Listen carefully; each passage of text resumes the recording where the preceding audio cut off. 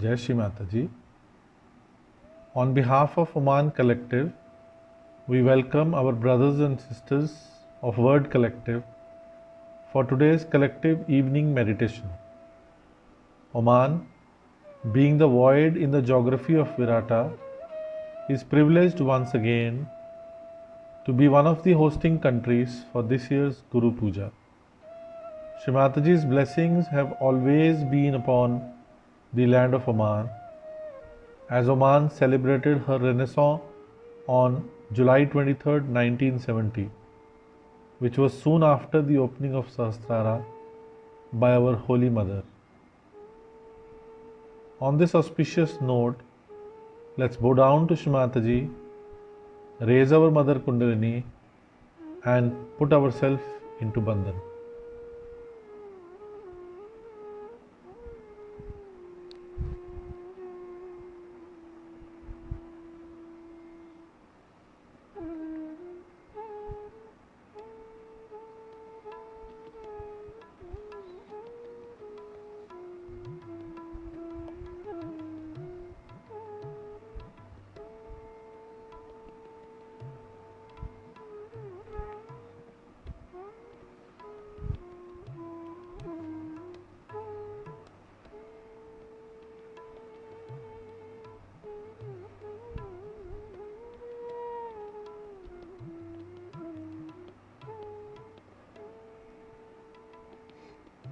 We invite Shri Mataji in our hearts and we seek her divine presence through the entire meditation session.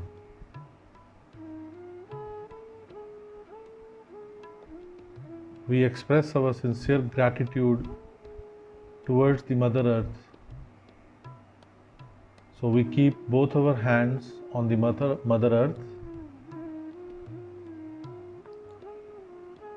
With full humility, we pray to the Mother Earth for providing us necessary balance in our physical and subtle body. Let us feel the Mother Earth.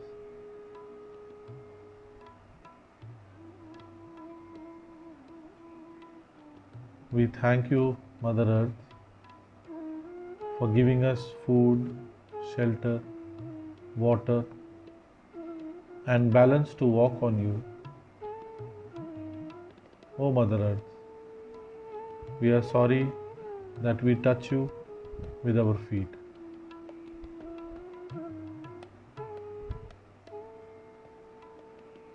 Let's bring back both our hands onto our lap.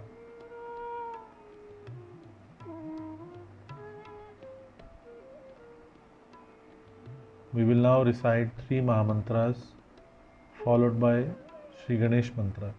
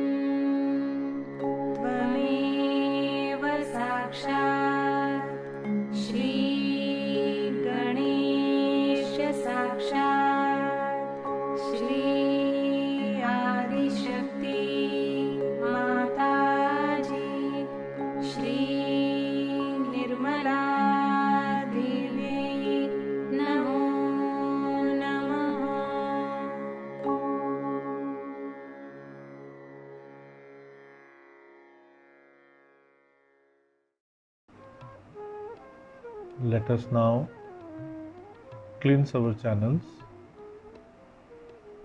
so that we can go deeper into our meditation state. We will keep our left hand in the lap, right hand on the Mother Earth.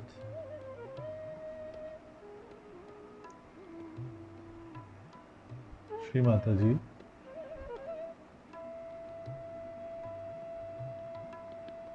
Kindly cleanse our Ida channel. Shri Mataji.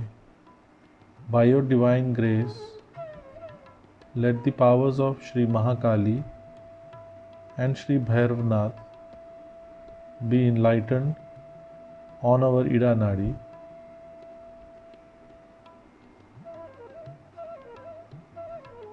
Please strengthen our left channel.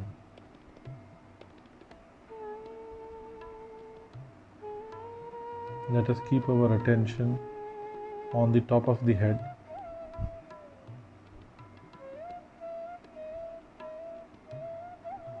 And we humbly pray again, Shri Mataji, by your divine grace, let my left channel be cleansed and balanced.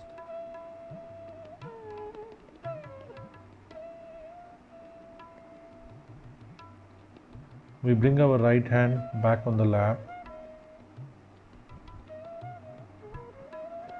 Now we will cleanse our right channel, left hand towards the sky.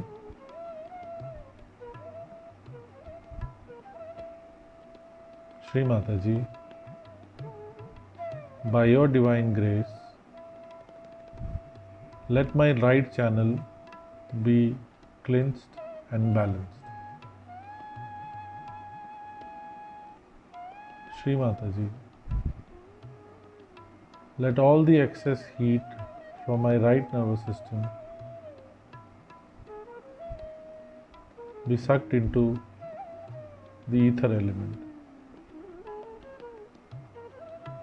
Shri Mataji, we surrender all our future thoughts at your divine lotus feet. We humbly request you to kindly give us balance on our right channel.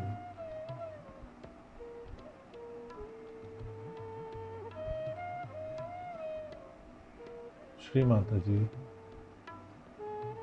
kindly enlighten the qualities of Shri Mahasaraswati and Shri Hanumana on our Pingla channel.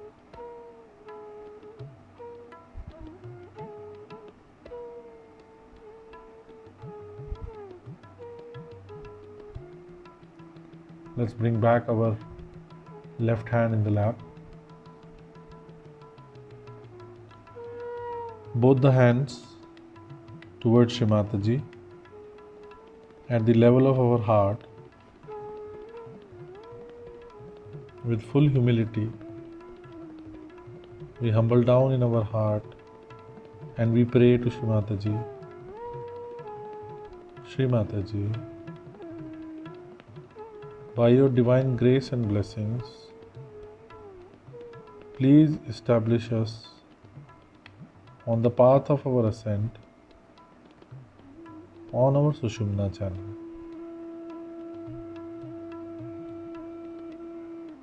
Shri Mataji,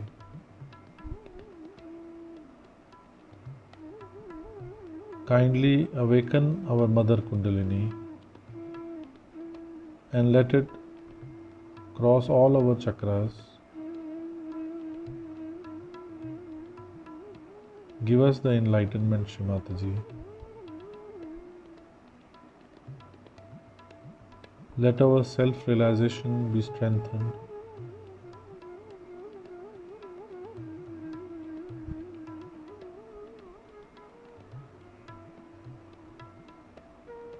Shri Mataji, please allow us to establish on our Sahasrara at your divine lotus feet. Please give us your recognition that you are the Supreme Goddess. You are Sri Adi Shakti.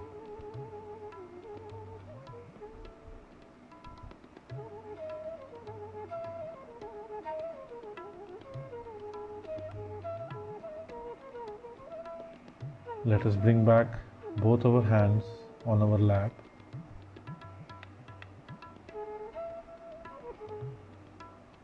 We meditate silently for some time.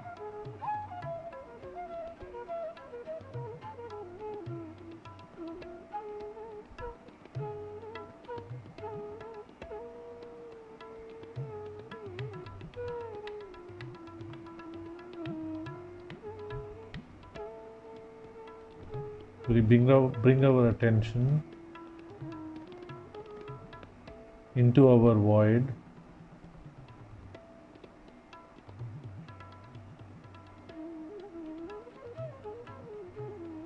Here resides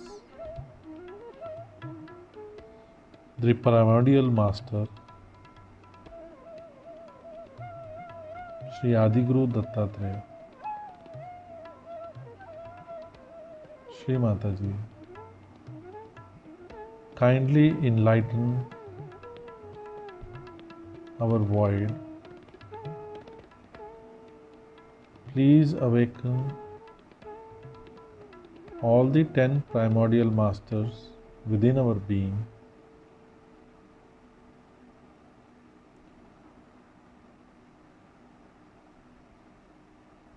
Shri Mataji, by your divine grace, I am my own master.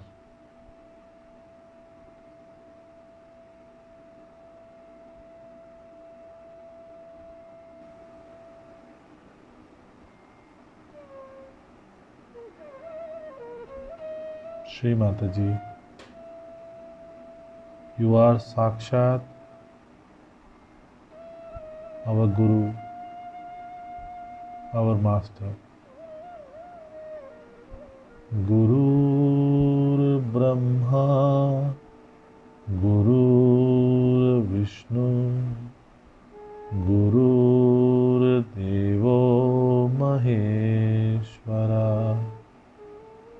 Guru Sakshat Parabrahma, Shri Nirmalma Tasmai Shri Guruve Namaha. Shri Mataji, you are the master of all the masters. Please take us deep into our meditation and beyond the ocean of illusion. Take us into your kingdom, Shri Mataji.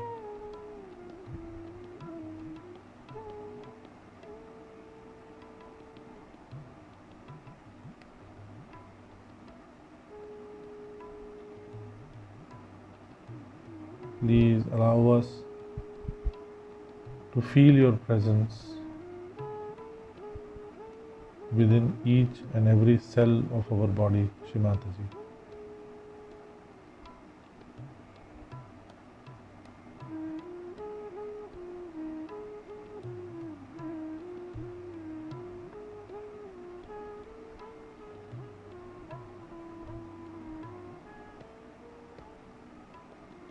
Let us stay in this state for a while.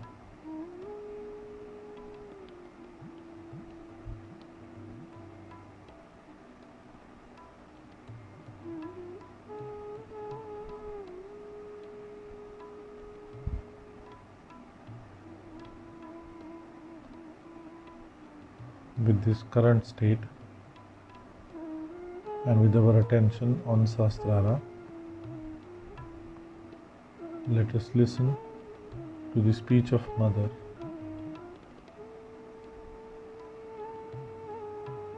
which Shri Mataji gave on Shri Guru Puja, year 1998. Jai Shri Mataji.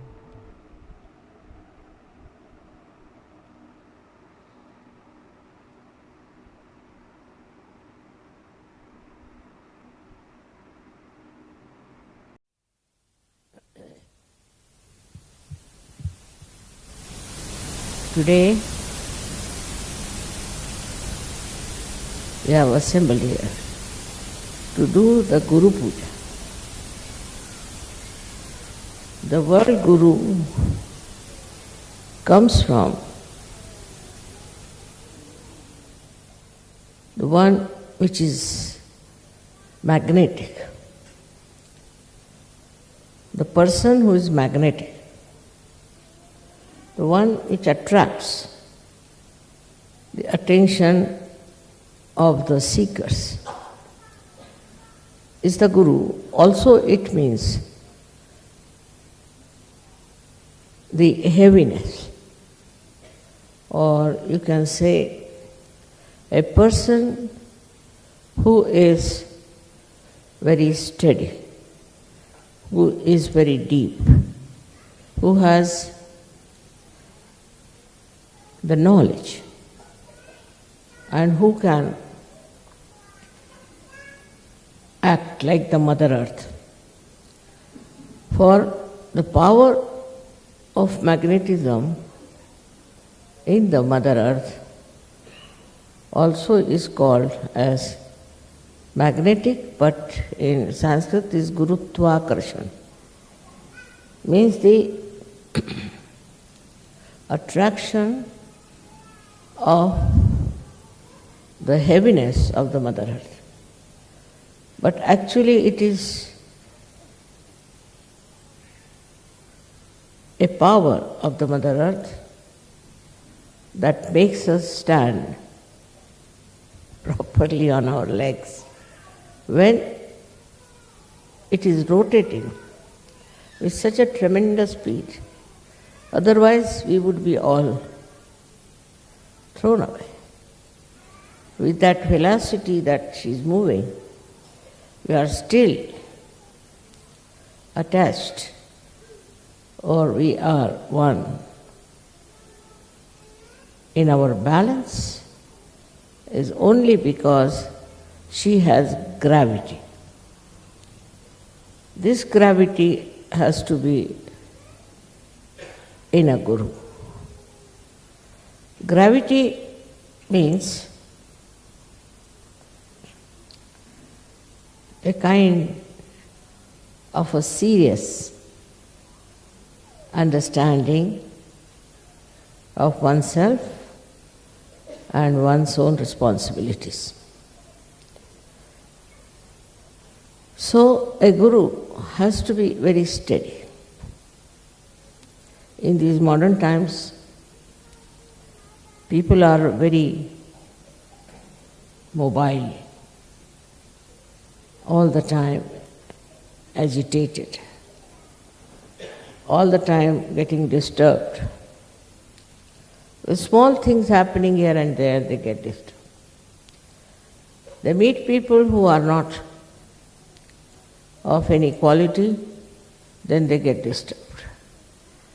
These disturbing qualities come from our deficiency in our gravity.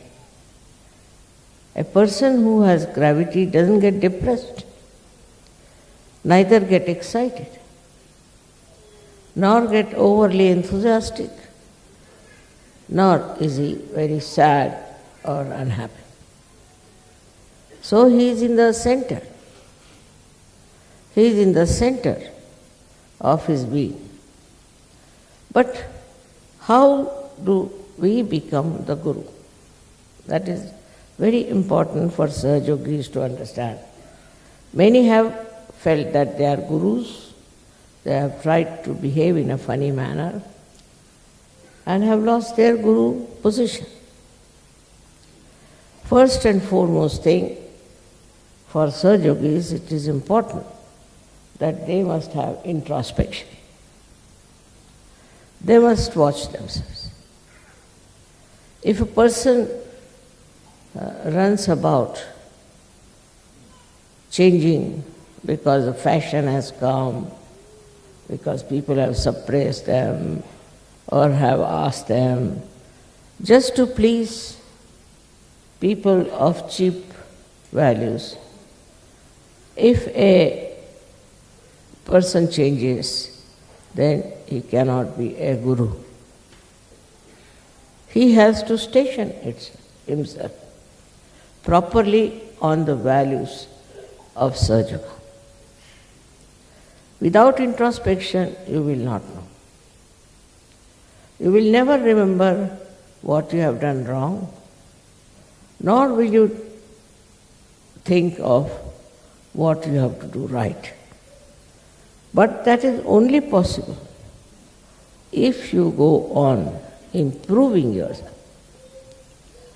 First and foremost thing is, all the great saints have praised their Guru.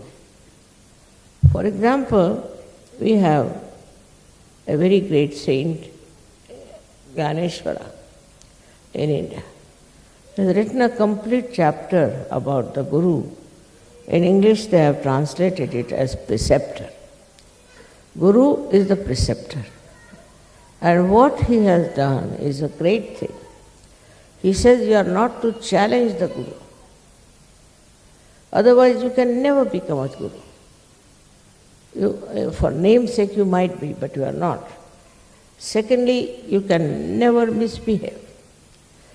You can never be rude, arrogant, and you cannot show your temper to a Guru.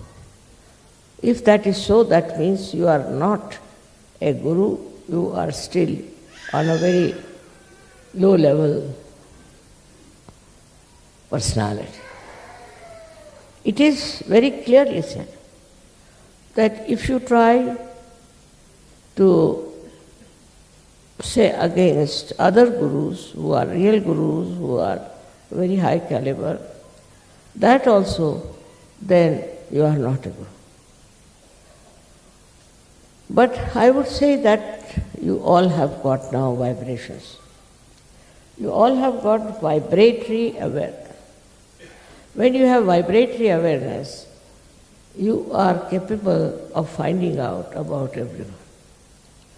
Now you need not talk about your own understanding of a person, but try to face that person directly and tell that person this is the problem and ask him to change. But in Sahaja Yoga, we have something more than other gurus had. Other gurus were very, very strict. They used to carry a stick in their hand, a big stick, which they would use for walking or for hitting their disciples. They used to hit their disciples in such a bad manner that the disciple was literally frightened of the Guru. I'll give you an example of a Guru I came across. One fellow was there in India who came to one of the ladies who was a Sahajogini, and he said that my Guru has sent me word that Adi Shakti is going to come and stay with you. Is it true? She said, yes, she is going to stay with me. So what? He said, my Guru has told me that you go and request her, and if she could come to our ashram. She said, I'll ask Mataji, I don't know. This fellow came to a program and he saw me, a housewife. He said, this cannot be that Guru. But when I came in, he saw, and when I did self-realization, that everybody's Kundalini was awakened, he was so surprised, and he prostrated himself before. Now his Guru was living in Amarnath. He's a very famous famous religious place in the Himalayas. And this fellow lived in a place called Ambarnath. So he asked me, Mother, will you come to my ashram? I said, why not? Because these gurus in the ancient time never used to leave their seat, they called takya, means the pillow. They never left their takya. I said, all right, I don't mind, I'll come to your ashram. So you're just keeping quiet all the while. So I went there. This guru fell at my feet and he was very, very respectful. And then we came back home. So this fellow started telling me, if you don't tell my guru, I would like to tell you that I have got a very bad agya. Can you cure mother? I said, why not? I will. So I went back to this guru again and I said, why didn't you cure his agya? He said, why? Why should I cure? Who cured my agya? I worked out myself. I had to introspect, find out, and I cured my own agya. And why should I cure his agya? Let him, Lord, let him work. Let him get to this. Otherwise, he will be a spoilt man. I was quite surprised. And he said, you do it because you are a mother. You are nothing but love. And that's why you are doing it, all this for others. But not me. No guru will open the agya of his disciples. I said, then why are you a guru? He said, because we have to guide them.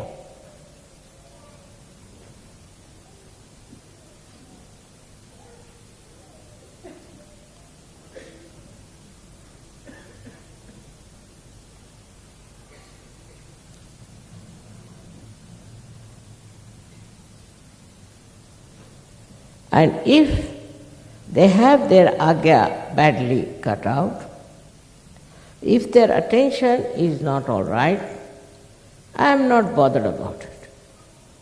It is their duty to introspect and find and climb the ladder which I have put before them. So I am a guru, I can only give them the ladder to climb up. It is they who should work very hard. It is they who should introspect. It is they who should correct themselves. Why should I help them to such an extent that you open their agya?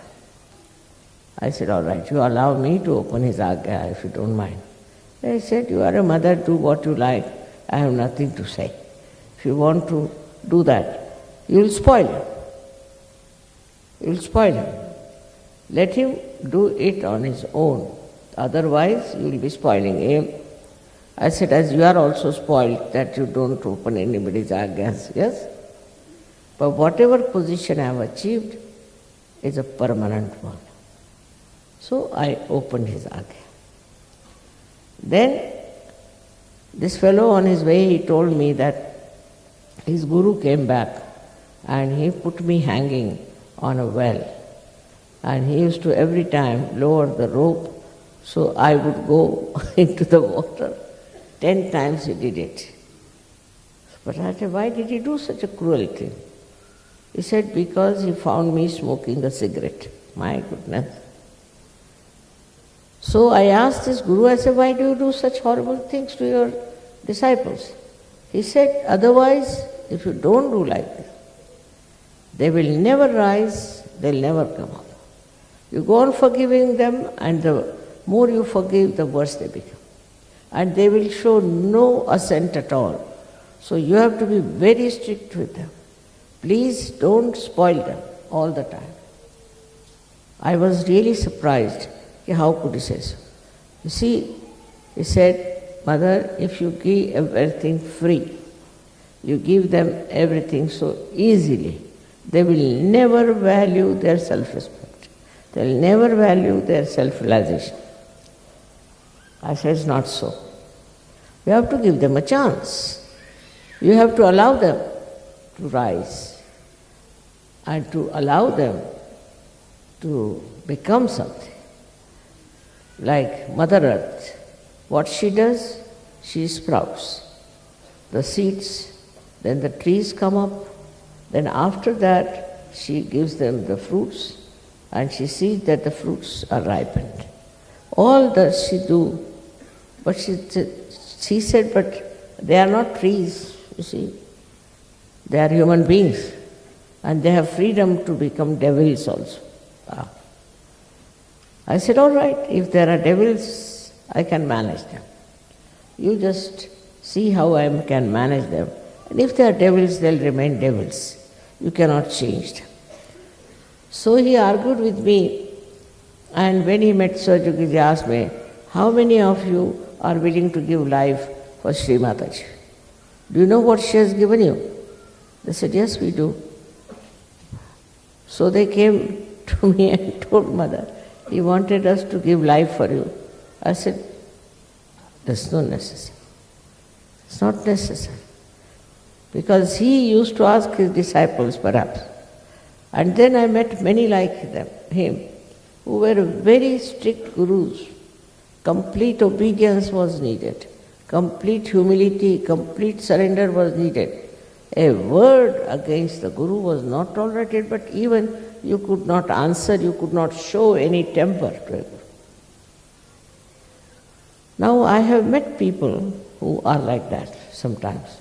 Then I stop talking to them, that's it. If they want to improve, they can improve. They don't want to improve, you cannot force them to improve. But according to these gurus, there should be a great fear in their mind, that they should be so frightened that they should behave themselves. Now we expect so much from the Guru, that he is your father, mother, he is a friend, everything. He is a pure person who just wants your ascent. He wants to look after you. He wants to guide you, wants to protect you, and takes you to the life of spirituality. And this is the way a guru has to work out. But what is expected of the disciples is even much worse. The disciple has to be absolutely a pure person. He should have a pure desire to become a spiritual person. If he doesn't have this pure desire, he has some other desires, then absolutely useless. Like some people come to Sahaja Yoga, I have seen it. They want to make a name out of themselves. They become great masters of everything. They want to dominate everything. That is not important. There are some people who try to make money in Sahaja Yoga, a way of making money. That also absolutely wrong. And not only that, but it's very low level that we want to make money out of Sahaja Yoga. Then there are people who just come here for some politics. They go on saying things here and saying things there. All these things are not going to give you any ascent whatsoever. You have come here only to achieve a great life of spirituality, of becoming a guru. Now also this politics business is quite a lot. People try to enjoy the position of a leader. So they try to keep that position in a very special way. There's no need. If you are a leader, because you are a great master, you will remain. Nobody can challenge you. Nobody can dethrone you, and one should not get disturbed with any such fear. Sahaja Yoga is a yoga in which fear doesn't play any part. There's no fear for you. Only thing for your ascent, it is necessary that you introspect. Try to find out what have you been doing. Are you absolutely a humble person? do you do whatever is told to you? Supposing I tell somebody, just go to, say, some place. He may not go. He'll come and tell me, Mother, you know, this happened, that happened, some excuse. He may not go. But that's not being good. If you have been told to go to that place, there must be some meaning and you have to go. You have to obey. If you are not obedient, then you cannot become a guru, because if you cannot obey, how can others obey you? This obedience is not for any personal gain of the guru, not at all, but for your gain only, for your education, for your ascent. So if such a view is taken, then what happens? That you start getting all the qualities of a guru. Firstly, a guru cannot be fussy man. First and foremost then. I want this house, I want that thing, I can't like this, I can't like that. If a person who does not know how to get detached from all these habits, he cannot be a guru. How can he ascend? Of course, you have to try that you get rid of all these habits. There are funny habits which make you miserable, doesn't make miserable others as it makes you miserable. No habit should cling to a guru. First and foremost is that he has to be beyond time. He should not worry about time. Many a times I have seen people, if they have to go to an airport, for example, something enters into their body, they become speedy suddenly, everybody. Even if I have to go, I am going. All of them will become speedy. Everybody starts running helter-skelter. Why? I am going, you are not going. But it happens. Like that, if you tell somebody you have to go to a function or for some felicitation, people start jumping about. And that's a very modern disease. It was not before. So they start seeing that you are getting late, getting upset. But if you go on worrying like that, you don't go beyond time. And when you go beyond time, you control time. Time is with you all the time. Whenever you go, it happens. I'll give an example of that. We had a little girl in Kabela who fell down. And she broke her hand very badly. I was about to leave for America. I had come out of my room. When I saw the child, I said, all right, doesn't matter. I'll cure this child first. They said, no, Mother, but you are plain. I said, it's all right, forget it. So I got the child, treated the child, and she was all right. And after, I think, half an hour, I left.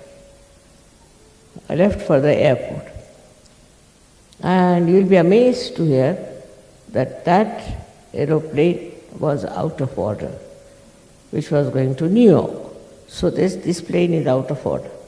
Then they said, all right, you can go by another plane which goes to Washington with the same ticket. I said, very good idea. Give me that. And I went by that. So that I reached Washington, which is a very, very nice airport to arrive, because there's no problem of customs, there is no crowd, nothing. All people go to New York, I don't know why. They should all go to Washington. It's very surprising. I discovered for myself that I wish I had not gone by that horrible plane to go to New York. Like that, everything works out. And the time comes what is good for you. It is such a lot of experience of mine which I can tell you, that to worry about time itself is a headache. If you leave it to this divine power and believe in it, then everything works out for your good. And if it does not, you must know that it is your testing. You must accept. You must learn to accept, because whatever you have fixed up yourself as something very great is not. So what is the greatest thing you have to achieve? Your detachment. Then you become gunatit. Means, as you know, we have 3 gunas within us. One is that called as sattva guna, is the best. But there are 2 other gunas which are, as you know, that left side and right side. Either you are a right-sided person or a left-sided person. These 2 gunas within us are of no importance. Supposing you are a right-sided person, then what happens to you? You become overactive. Overactivity gives you fatigue, gives you all kinds of diseases which you have seen, and you have to cure right side. Such a person is extremely speedy. He cannot sit in one place for 2 minutes, all the time jumping, and he creates problems for himself and his family. Then the left-sided person, which we call as the tamoguna. The right-sided is rajoguna and the left-sided is the one which is tamoguna. Tamo means darkness. Such a man is afraid of darkness. Darkness, everything he is afraid of. But he becomes a very intriguingly, very crooked person. He always tries to trouble people in a very crooked manner, not openly. While the right-sided man is openly a Hitler. But this one, the second one, the one who we call it Tamoguni, is the one who tries to trouble others very much. Rajoguni has an opinion of his own about everything. When he is so much having his own opinion, he goes on forcing it onto other person. But if you see his own life, he is in complete misery. He cannot carry on with people, he cannot talk to people, and there's a very big gap between himself, his spirit, and his being.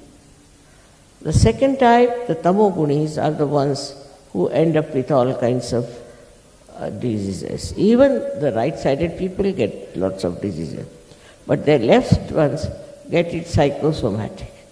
Psychosomatic diseases are very dangerous and not curable by human doctors. So you have to take to surgery. But again you go to the right or to the left, again right to the left. This is not a very good attitude, I think, towards life, that you get bound by one of these gunas, or you are all the time like a pendulum moving from left to right, right to left. So you have to be a steady person. For that, you all have to meditate. I know immediately a person who meditates and I know who does not meditate. You will yourself know a person who meditates. It's a question of 10-15 minutes. But that you must do every night and morning about 5 minutes meditation. Then you develop your balance. You develop your tenacity. You develop your own body in such a manner that it can stand lots of nonsense. It can bear lots of things. You don't have then desires left. What food you should eat, when you should eat, whom you should please, nothing of the kind. You yourself become such a sweet person that everybody is pleased and understand that one has to be like you. The people see you and you become like a model. People start following you, that means you become a guru. In this way you get rid of these 2 habits that you have of left and right side. Now sattvagunis are the people who believe in the righteousness. But when they are righteous, they have contempt for others who are not righteous. They go on saying things to such people, so they can develop a kind of a temperament, so they become aloof.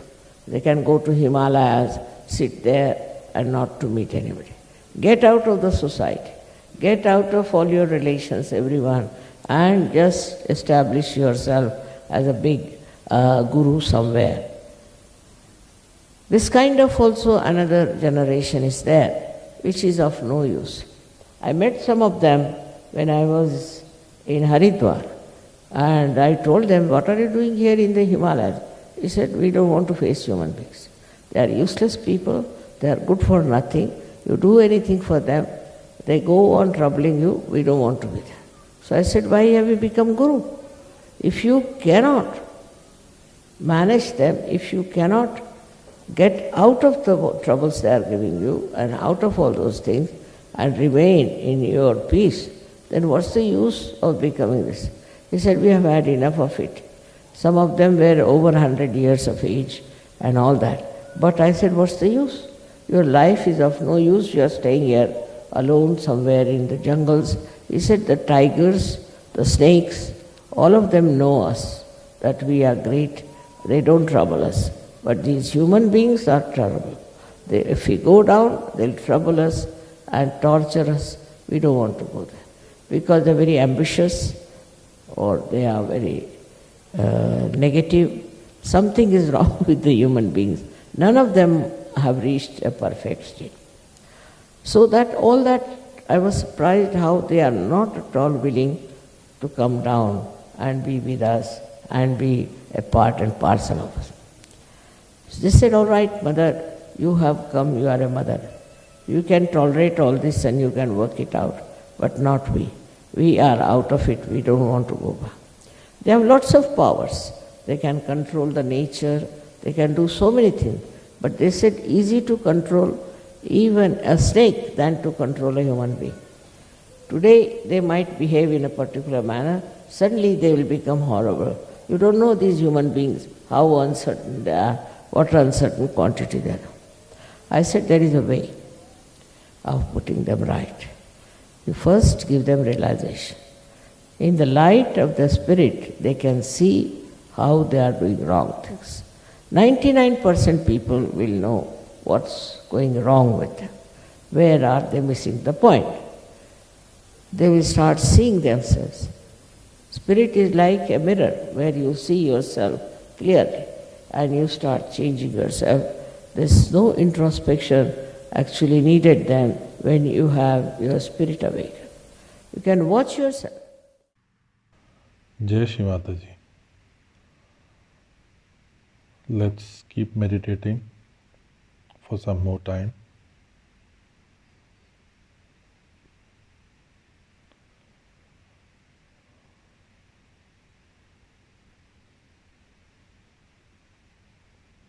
We'll meditate upon a small piece of instrumental.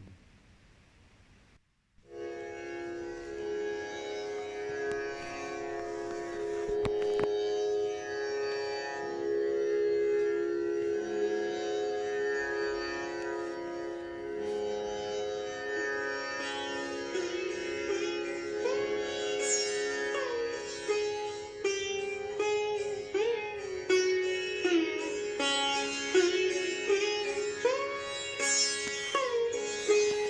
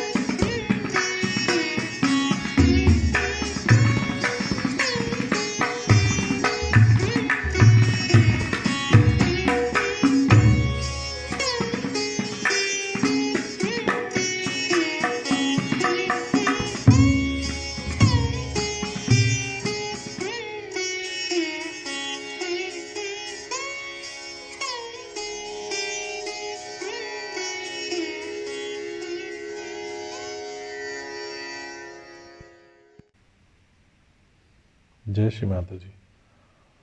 With folded hands, we thank our Holy Mother for being our Guru and for enlightening our disciple principle.